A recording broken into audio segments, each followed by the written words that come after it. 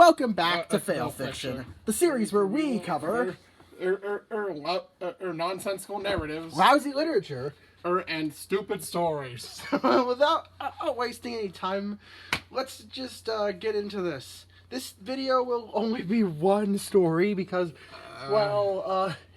it's long.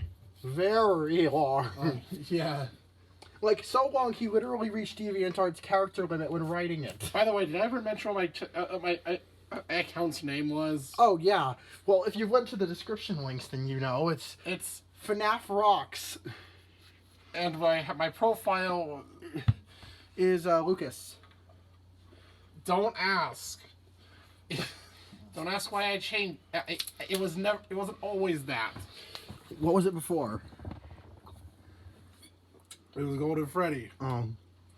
And then I changed it. Anyways, this one was written. This one is Character Origins. Phillip Smith, A.K.A. Fritz. Written on February 13th, 2015. Yeah. Wait a second. Was this the exact same day as the previous one? Wait, was it? And I believe it was. I believe this is written on the same day. It fucking was. Oh my, no, that don't. So this is the final entry in Noah's Five Nights at Freddy's story saga. Oh boy. Let's drink to this. Yeah.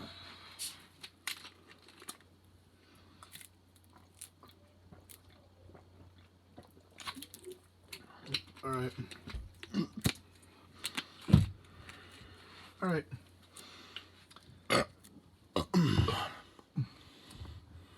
All right. Yeah. Start. All right. January 27th. 17. No, January 17th, 1970. Philip Fritz Smith was born. He was once a famous pop star at the age of 14 in 1984. So he since retired in 1989. He decided to continue his part-time job as an all-day thing. Hey, wait.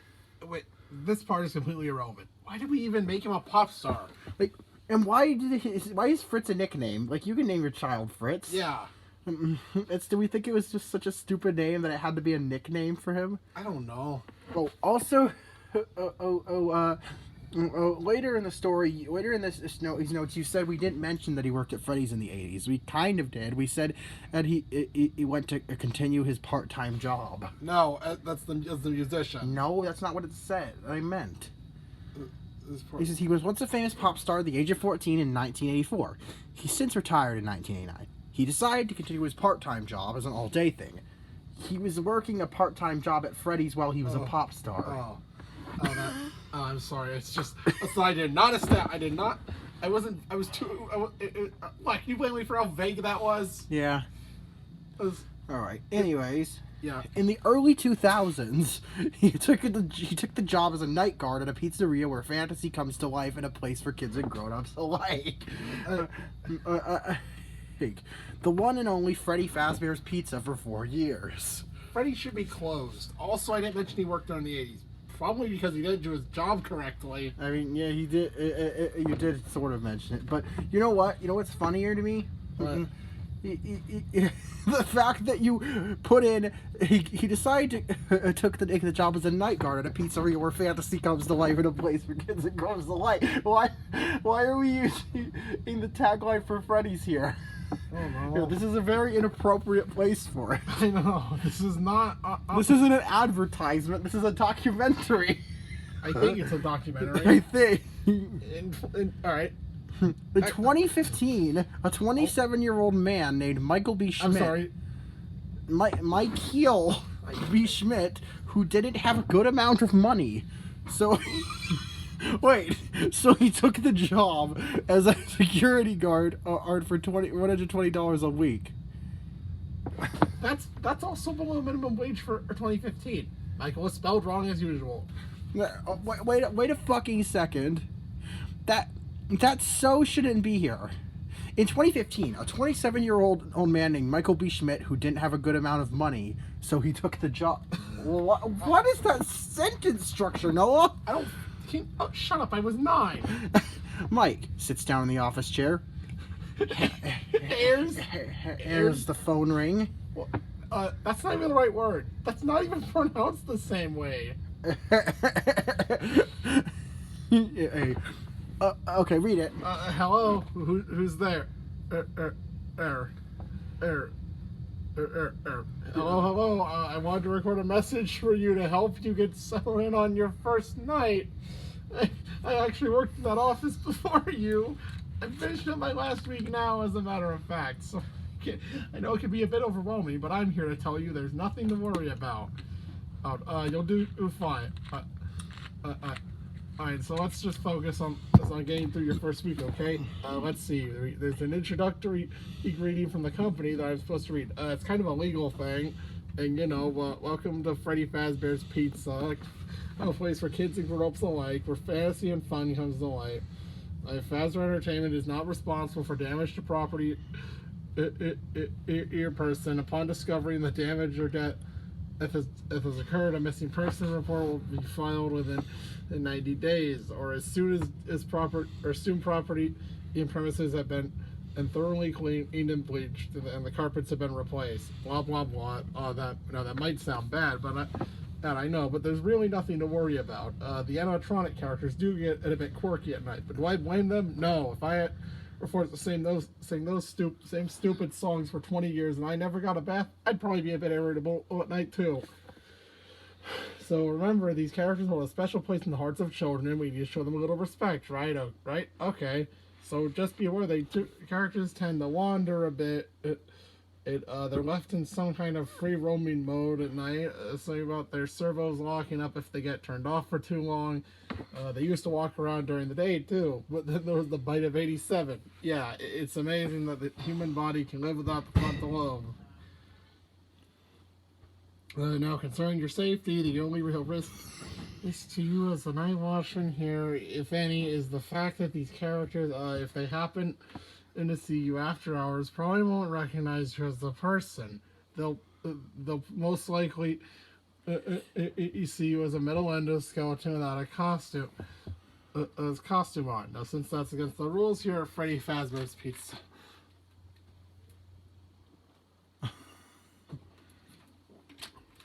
they'll probably try to forcefully stuff you inside a Freddy Fazbear suit. No, that wouldn't be so bad if the suits themselves were filled with cross beams, wires, and animatronic devices, especially around the facial area. So you could imagine how having your head forcefully pressed inside one of those could cause a bit of discomfort and death. The only parts you that would likely see the light of day again would be your eyeballs and teeth when they pop out of the mask. They don't tell you these things when you sign up. But hey, first stage be a breeze. I'll chat with you tomorrow. Check those cameras. Close doors only if absolutely necessary. Gotta conserve power. Alright, good night. This is literally just the night one phone call. What the fuck did... Why did you just paste that in there? 2 a.m. Okay. All right. That's 2 a.m. 63% of power left. Mike turns on the left door light, revealing Bonnie, and on the other side, revealing Chica. Did the left door or illuminate the right door? Get away from me, you murderous bastards! Closes both doors and turns off lights. I don't think they can hear you. Bonnie, murderous? What's he talking about? Oh, they can. Mike nervously opens left door. Bonnie walks into the office. That was all it took for you to let him in? Mike, please don't kill me, you monster! You literally just let him in on purpose. Bonnie, monster? Oh no, Mike, this is a big misunderstanding. How do you know his name? Mike, misunderstanding? You guys want me dead. Then why'd you let him in? Bubba, trust me, they don't. Mike, Bubba? What are you doing here? That's a good question. How did he get here? Bubba, I snuck into your trunk so I could follow you to work. What? Oh, how did you know? How did you do that without him noticing? Also, how does he know the animatronics are friendly? Mike, I'll trust you. Why are you trusting the judgment of a 7-year-old?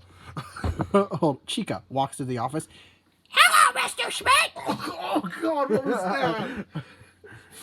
Seriously, how would they know his name? 5 a.m. 5 a.m., 40%. Mike, you guys aren't that bad. You're actually pretty cool. What have they been doing for the past 3 hours? Funny. It's almost 6 a.m. See you tomorrow. Mike, you too. There's something hilariously innocent about the fact that we thought the tendril spirits of dead children and would want to be friends with this random stranger. All right. Night two. Mike, come on, Bubba. They both walk into the office. Is he not getting in trouble for bringing his child to work? Is he not getting in trouble for bringing another animatronic into work? Mike, here's the phone ring. Another call. Another call. Seriously.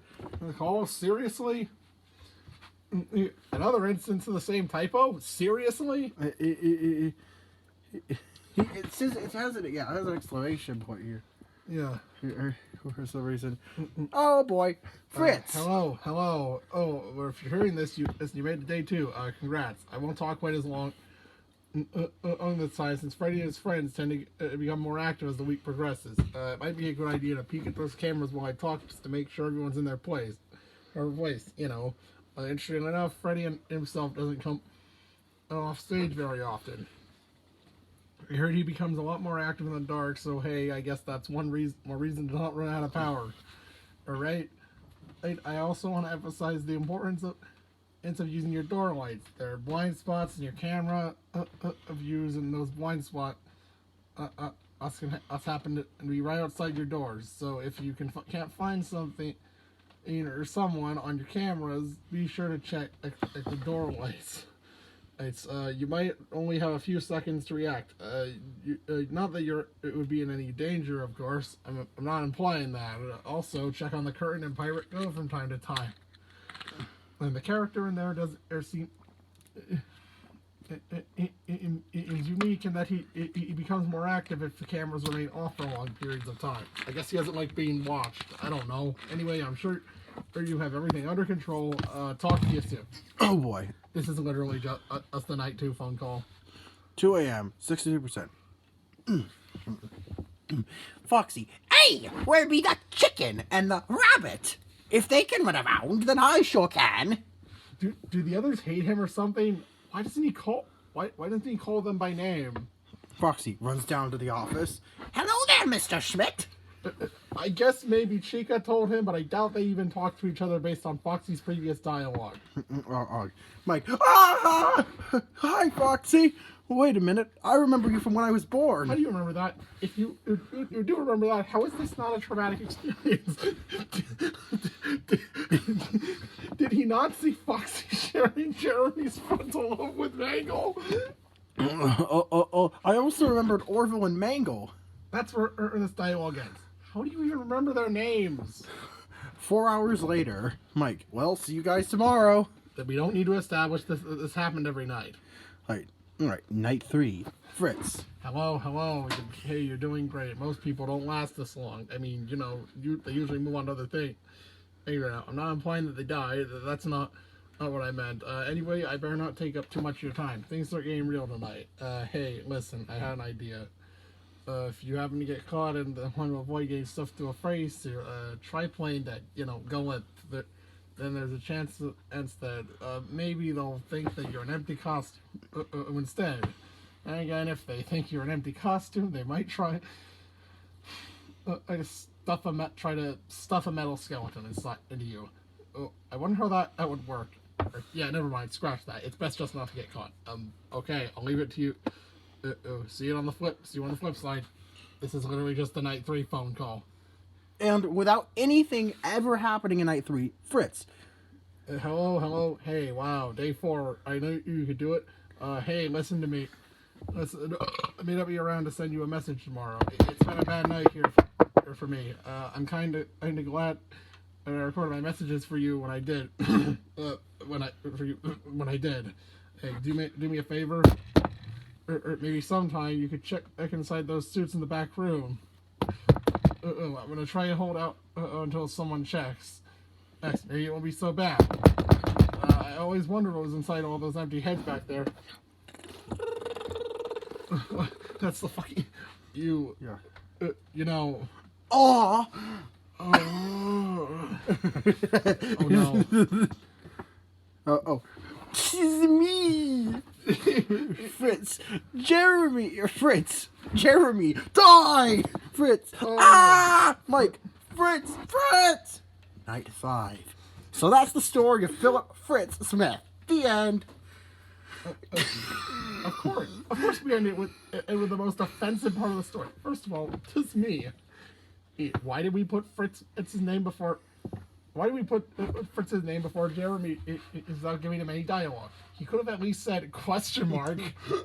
We're finding that Jeremy is Golden Freddy for some reason. At least he has a reason to kill and to want Fritz dead. At least he has a reason to want Fritz. Oh god. Oh god, no. At least he has a reason to want Fritz dead. That's what he gets for not doing his job. How does Mike know that Fritz was the phone guy? These are also pre-recorded, so there's nothing he could have even done. Why does it just say night 5 before abruptly ending? Did I reach the character limit by copy and pasting the phone calls? Oh wait, I did. Yeah, this was terrible. This was absolutely atrocious. Yep, and this was my last FNAFic, and I think also the last character origins. Yeah.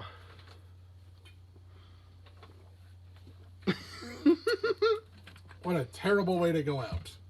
But why? Why and how? Anyways, yeah. Got another video for today. Anyway, see you in the next video. I'm Noseren. And I'm Emery, and much more, my wonderful viewers. See you in the next video. Yeet.